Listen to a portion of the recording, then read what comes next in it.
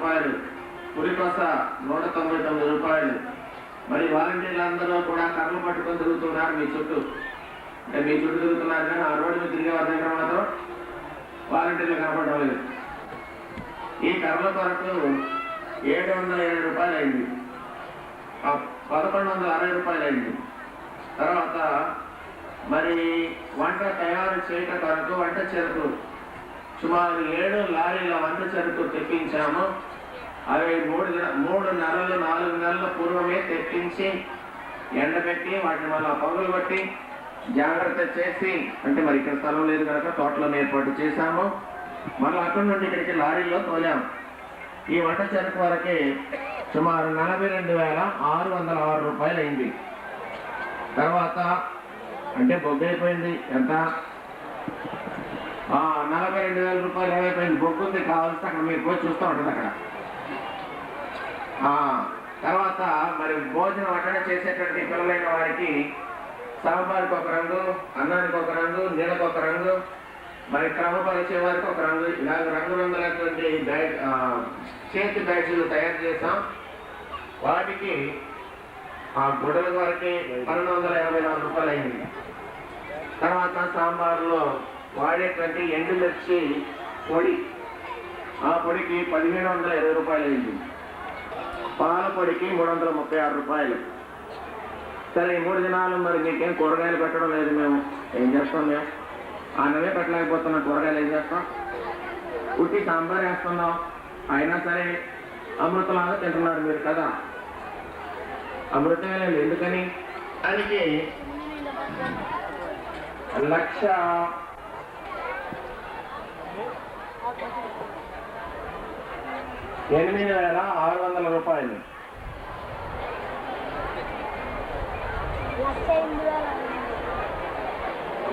చూడండి, మొత్తం 1,00,000 రూపాయలు దాటిపోయింది పందిరికే. కానీ బహుశా అలవాటైన వారు కనుక ఈ పందిరి వేయగలుగుతున్నారు. కానీ బహుశా అలవాటు లేకపోతేనో బహుశా వేయలేరు. నేను ఇది మాత్రం గట్టిగా చెప్పగలను. ఎందుకంటే వారు మనకి మొదటి నుండి అలవాటు కొద్ది కొద్దిగా మనం పెంచుకుంటూ వచ్చాం కనుక మొదటి నుండి వారే వేస్తున్నారు కనుక వెనటికి వారు అలవాటు అయ్యారు కనుక వేయగలుగుతున్నారు. కానీ ఇప్పుడు పోయి మనం ఎవరన్నా పట్టుకొచ్చి వేయమంటే ఈ 1,00,000 రూపాయలు పందిరే 2 లక్షలు అడుగుతారు వాడు. సరే, అలాగే నీరు ట్యాంకుల ద్వారా, అనగా ఓవర్ ట్యాంక్ అక్కడ కట్టారు. అక్కడ నుండి పైపులు వేస్తే అవన్నీ రన్ చేశారు. మీకు పైపులు అక్కడ పెట్టారు స్నానాలకి, మరి కాల పరిచయాలు జరిగించుకోవడానికి. అందుకొరకు సుమారు 9,700 రూపాయలు అయింది. మరి వంట చేస్తారు. ఈ 3 దినాలు 4 దినాలే మన మీటింగ్, 3 దినాలు. దాని వంట చేయడం 6 దినాలు. 25వ తారీఖు, 26, 27, 28, 29, 30 రేపు కూడా చేయాలి. కాబట్టి 6 దినాలు వంట చేసినందుకు 12,000 రూపాయలు అయింది.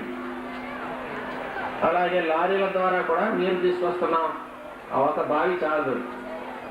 మా తోట దగ్గరికి వచ్చి మీరు స్నానం చేస్తేనే బావిలో నీళ్ళు అయిపోయింది ఇవాళ. మరి ఎంత నీరు కావాలి మీ అందరికీ? మడుగు అయిపోతుంది చుట్టూ. కాబట్టి లారీల ద్వారా ట్యాంకర్స్ తెప్పించి వాటి ద్వారా నీరు తెప్పించినందుకు సుమారు 7,500 రూపాయలు. అలాగే సరుకులు తేవడానికి, తీసుకుని వెళ్ళడానికి, వీటికి లారీలకు కానీ బండకు కానీ ఇతర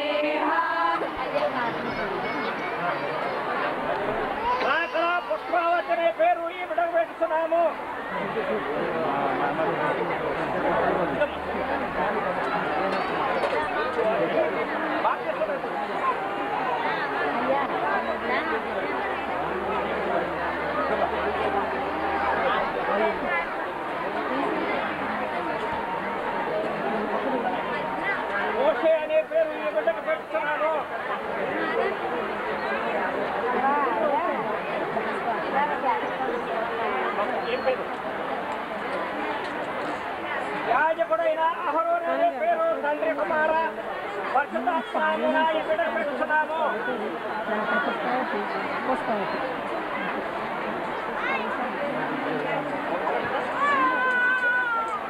సమూయేలు అనే పేరు తండ్రి కుమార పరిశుద్ధాత్మనామమున ఈ బిడ్డకు పెట్టుచున్నాము.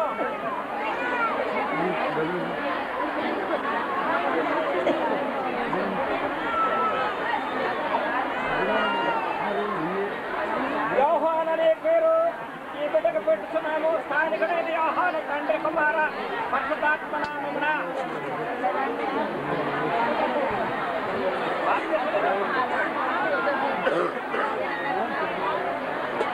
ఈ బిడ్డకు ఎస్తేర్ అనే పేరు తండ్రి కుమార పరిశుద్ధాత్మనామమున ఈ బిడ్డకి పేతురు అనే పేరు పెట్టుచున్నాము.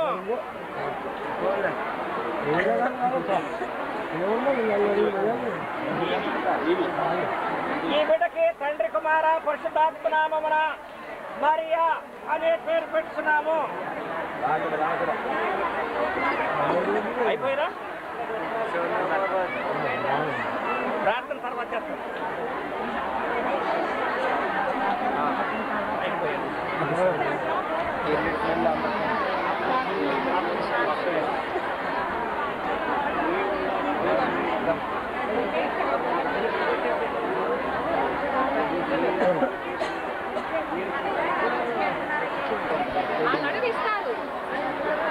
రాకల దేవానందం అనే పేరు ఈ బిడ్డకు తండ్రి కుమార పరిశుద్ధాత్మనామమున పెట్టుచున్నాము.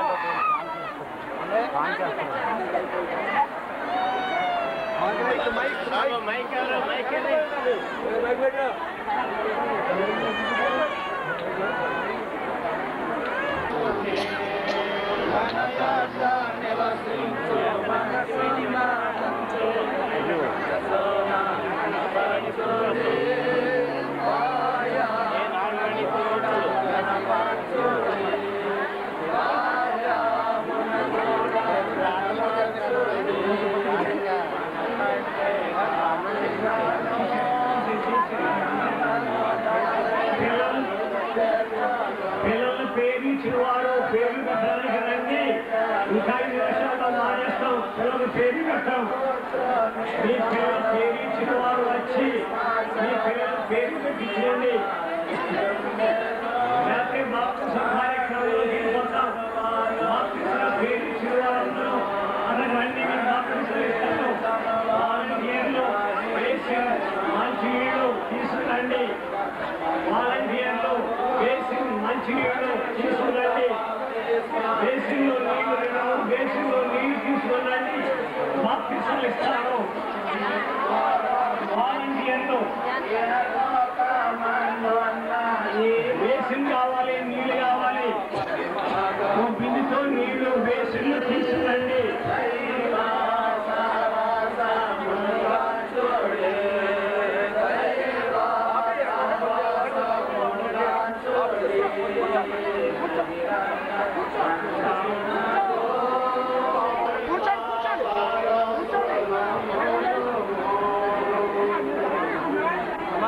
పేరు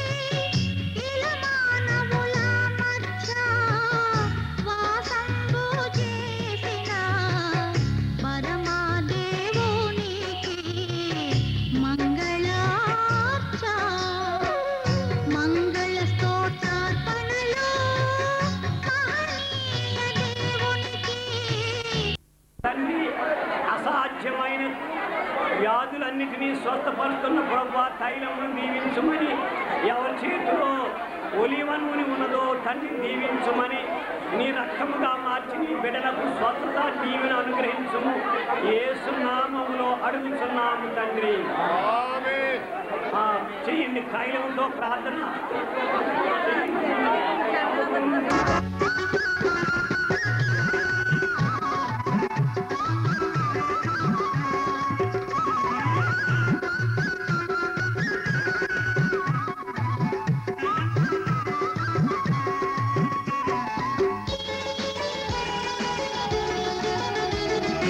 అందరి వంశంబులు నీ యందు దీవెన పొందునంచు అబ్రాములకు అందెను వాకు, అంది క్రీస్తు యూదులకును అన్య జనులకును. హిందూ క్రిస్మస్ విశ్వమంతటన్ దేవస్తోత్ర గానముపై దివ్య స్థలములో, దేవమారు గానము భూదేశ స్థలములో.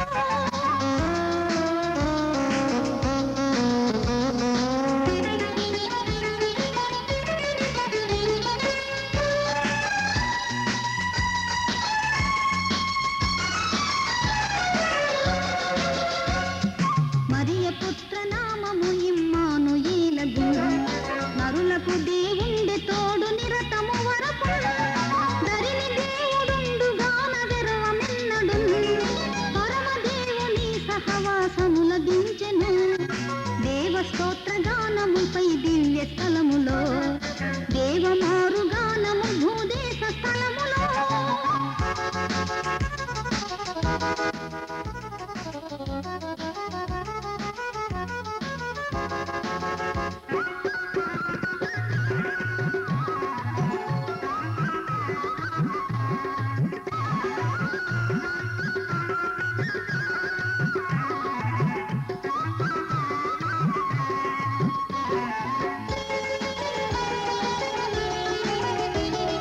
మన నిమిత్తమైన శిశువు మహిని బుట్టెను, తనువుగా దరిజేర శిశువు స్వామి ఆయను.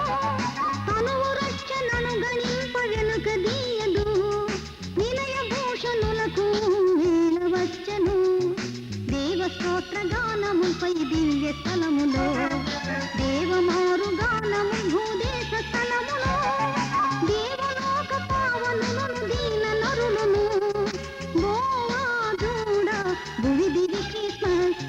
దేవస్తోత్ర గానముపై దివ్య స్థలములో, దేవమారు గానము భూదేశ స్థలములో. త్వరగా రానున్న యేసు త్వరగానే రమ్ము తండ్రి, త్వరగా వచ్చు ప్రభువా చురుకుదనమిమ్ము, నే త్వరపడగలను. త్వరగా రానున్న యేసు త్వరగానే రమ్ము తండ్రి.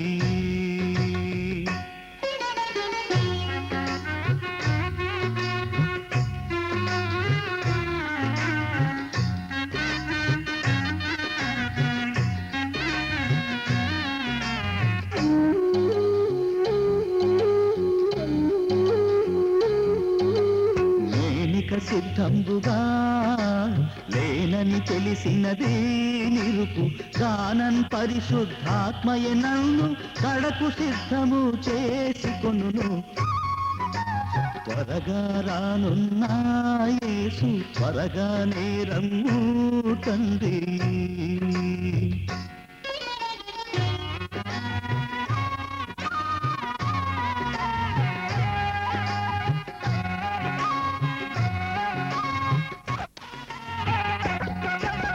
రాకడ సామీప్యమన్నా లోకము హేళన చేయు, లోకముతో నీ సంఘము కూడా ఏకమాయను, ఏమి చేతును.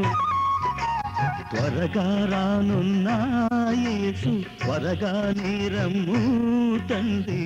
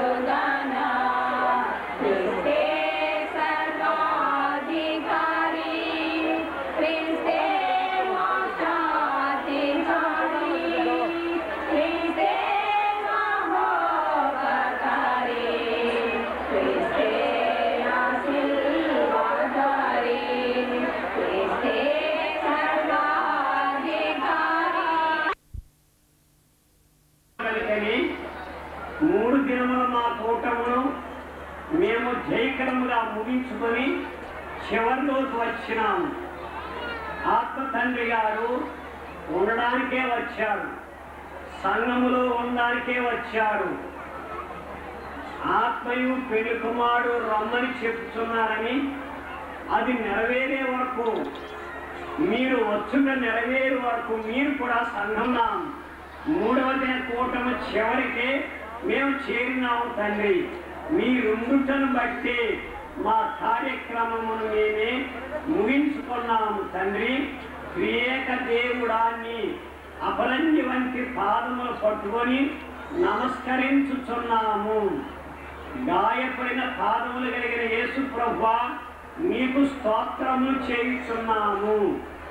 కనబడకుండానే ఉండి సంఘముని ఈ 2000 సంవత్సరములు నడిపించిన బలమైన పాదములు కలిగిన ఆత్మ తండ్రి గారు వందనము చేసుకుంటూ ఉన్నాము. నాయనా నీ బిడ్డలు కొందరు వెళ్ళినారు, వారిని సురక్షితముగా నడిపించుమని, క్షేమమైన ప్రయాణం వారికి అనుగ్రహించుమని, నాయన ఏ అపాయం రాకుండా తండ్రి ఎటువంటి కీడు వాటిల్లకుండా దొంగల వల్ల కానీ, కపటమైన మనుషుల వల్ల కానీ, మోసగాండ్ల వల్ల కానీ ఏ అపాయం రాకుండా కాపాడండి అయ్యా. ఈ రాత్రిలో ఇక్కడ ఉన్న వారిని నీ కాపుదలలో నడిపించమని మనవి చేసుకున్నాము. రాజా, అల్లరి చేసేవారే ఉంటారు, మమ్మల్ని వెంబడిస్తూనే ఉంటారు. నీ దోతకు కావలిని అనుగ్రహించి నాయన ఎవరు కూడా వారి మోసములో పడకుండా, వారి చేతుల్లో పడకుండా క్షేమముగా నడిపించమని అడుగుతూ ఉన్నాము. అయ్యా, ఇప్పుడు వాక్యము అందించిన నీ బిడ్డలను దీవించి నీవే వాడుకొని మహిమ పొందుమని, నీ వాక్కును వినిపించు వారినిగా నీవే నాయన బిడ్డలను దీవించమని. నీ మాటలు వింటే మాకు క్షేమం, మా జ్ఞానం వింటే మాకేమీ క్షేమం లేదు నాయన. నీ మాటలు వినిపించే చచ్చిపోయిన వారే బతుకుతారు, నీ మాటలు వింటే గుడ్డివారే చూస్తారు, నీ మాటలు వింటే చెవిటి వారే వింటారు. అటువంటి అద్భుతకరమైన నీ వాక్కులు వినిపించే వారినిగా మమ్మల్ని చేసి మా ప్రసంగికులను దీవించి నీవు వారి ద్వారా సంపూర్ణంగా ప్రత్యక్షము కమ్మని, ప్రత్యక్షమైన నిన్నే మీరందరూ చూచి నీ రాకడ వరకు వెంబడించు వధువుగా నడిపించుమని త్వరగా వచ్చున్న యేసు నామములో ప్రార్థన ఆలకించుమని వేడుకొనుచున్నాము తండ్రి. సంగతులు మాత్రమే, నీ మహిమగల సంగతులు మాత్రమే, నీ మహిమ కొరకు నన్ను వాడుకోవలసినాయి. పరిశుద్ధాత్మతో నడిపించినాను. యేసు క్రీస్తు ప్రభువు నామమున వేడుకుంటున్నాను తండ్రి. ఆమేన్. బైబిల్ వాక్యము చదవకు పూర్వము కొన్ని విషయాలు అనగా మరి నేను మొదట రాజమండ్రిలో అత్యవసర అన్నం వండుకుంటూ కూర వండుకోవడం తెలియదు. దుకాణం దగ్గరికి వెళ్ళి పక్కన తెచ్చుకొని అది తింటూ ఉండేవాళ్ళం. ఇంకొక ఆయన నేను అలాగే వాక్యం నేర్చుకున్నాను. నాకు నేర్పేటటువంటి వారిని కొన్ని ప్రశ్నలు అడిగితే వారు చెప్పలేకపోయేవారు. దేవదాసయ్య గారు నేను అడుగుతుంటే వారు చెప్పలేకపోతుంటే గదిలోకి వచ్చి ఆ విషయాలు చెప్పి మళ్ళీ గదిలోకి వెళ్ళిపోతూ ఉండేవారు. కనుక మరి వేళ నా ప్రసంగం అని అందరూ నన్ను ఎరిగిన వారు రండి, అయ్యగారి సంగతులు ఎక్కువగా చెప్పండి అన్నారు. అయ్యగారి సంగతులు ఎక్కువగా చెప్పండి అని అంటే మరి అవి అస్తమానం వస్తాయా? అవి సమయానుకూలంగా అది పరిశుద్ధాత్మ తండ్రి అందిస్తూ ఉన్నారు. ముందు దేవదాసయ్య గారు ఎవరు అని ఒకరు చూడడానికి వచ్చారు. అయ్యగారు ఆ దినమందు అక్కడ 1940లో యువతలు అడుగు మీద కూర్చుని ఉన్నారు ఒక చిన్న కుర్చీ మీద. ఆ వచ్చిన వారు అడిగారు, దేవదాసు గారు ఎక్కడ ఉంటారండి అన్నారు. అమ్మ లోపల ఉన్నారు వెళ్ళండి అన్నారు అయ్యగారు. మీరు లోపలికి వెళ్ళేటప్పుడు అయ్యగారు అక్కడ కూర్చునే ఉన్నారు. అప్పుడు వారు ఇదేంటి నాకు చెప్పి ఎప్పుడు వచ్చారు లోపలికి అనుకున్నారు. అలాగే మరొకరు వచ్చారు, ఇప్పుడే పాతాళ లోకమునకు వెళ్ళానని చెప్పు అన్నారు. ప్రభు పని మీద సామాన్యమైనటువంటి విషయాలు కావు. ఉత్తమ స్థలంలోకి వచ్చాము. ఇప్పుడు పాపస్థలము ఉంది అన్నారు. ఉత్తమ స్థలం మీరందరూ వచ్చారు. వాక్యమే 3 దినములు విన్నారు.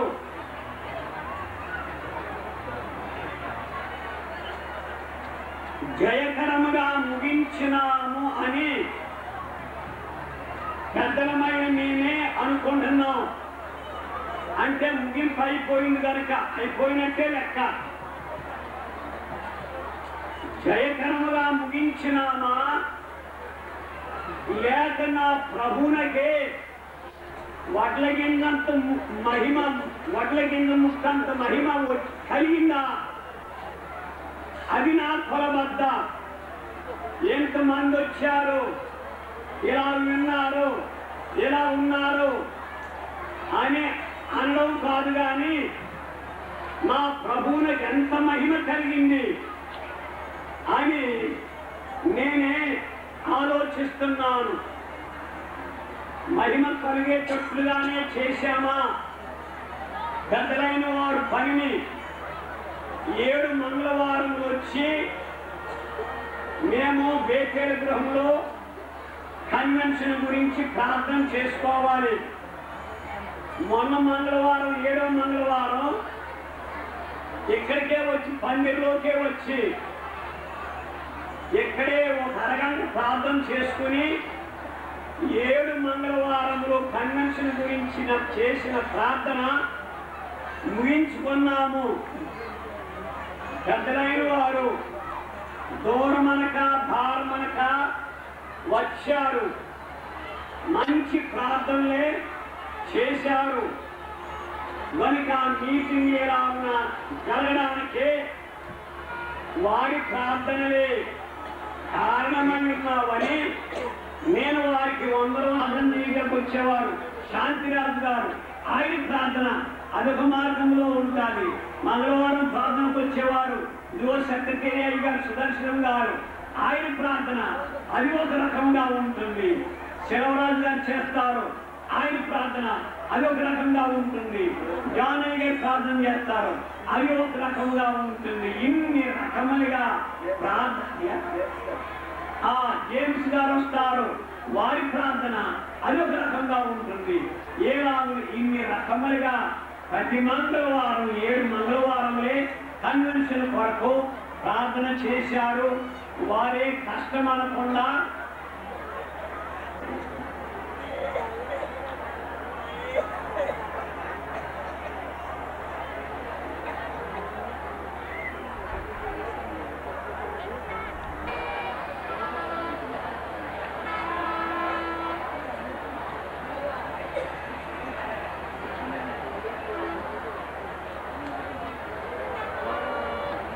వద్దు అని అనేవారు కానుకలు ఇస్తానే ఉన్నారు కదా.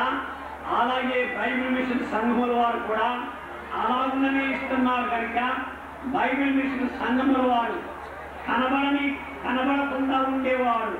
నాలాటోడు కనబడతాడు కానీ నీలాటోడు కనబడదు కదా, మీరు దాగే ఉంటారు. వారందరికీ మేము ఎన్ని వందనములు చేసినా మా రుణము తీరదు. సంగతులారా ప్రార్థించండి. ప్రభు మహిమ కొరకు మీరేం చెయ్యాలో, బైబిల్ మిషన్ కొరకు మీరేం చెయ్యాలో చెయ్యండి. చేసి మగధుని వారే నిరుపేదలు, శ్రమలలో ఉన్నవారు అయినప్పటికీ వారి దాతృత్వమే బహుగా విస్తరించినని పౌలు గారి ఆ సంఘాన్ని ఎలా పోగొట్టుకున్నారో నేను కూడా బైబిల్ సంఘాన్ని అలాగే నేను పోగొట్టుకోవాలని నేను ఆశిస్తూ ఉన్నాను. మీ అందరికీ వందనములు ముగిస్తున్నాను. పెళ్లి కుమార్తె యొక్క సౌందర్యము ఇది కాదా? బైబిల్ మిషన్ సౌందర్యము ఇది కాదా? బైబిల్ మిషన్ యొక్క అలంకారము సెలవరాజు గారు కాదా? ప్రమిళమ్మ గారు కాదా? వారి కుటుంబము కాదా? అటువంటి సౌందర్యము గల పెళ్లి కుమార్తెగా మీరందరూ కూడా బైబిల్ మిషన్ సంఘములన్నీ కూడా తయారై ఇటువంటి ఘనమైన కార్యము నిజమే. ఎంత కష్టమైనా మొదటి రోజు ఉదయమే నీళ్లు లేవు మొహం కట్టుకోవడానికి,